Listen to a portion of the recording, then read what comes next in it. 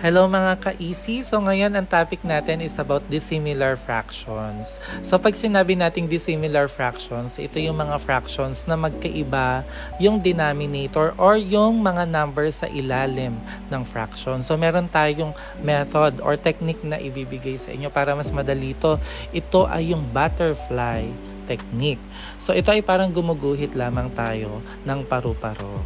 So unahin natin yung example 1. So sa example 1, magguguhit lamang ako ng parang diagonal dito sa 1 and 5. And then imumultiply natin. So 1 times 5 is 5. Pangalawa naman is yung diagonal ng 2 at 3. So multiply natin 6. So 5 plus 6. Then yung denominator ay imumultiply ng natin. So that's why you have 15. So 5 plus 6 is 11 over 15. So ito na yung pinaka-simplest answer natin kasi yung 11 ay prime number na siya. Okay?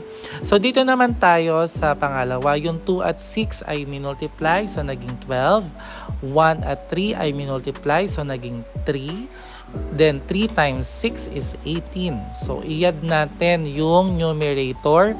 So 12 plus 3 is equal to 15. And then copy the denominator 18. Pero ito kasi ay pwede pa natin siyang paliitin. So mag-iisip tayo ng greatest common factor. So ito yung number na pinakamalaking pwede nating ipang-divide sa 15 and 18. So in this case, so 3.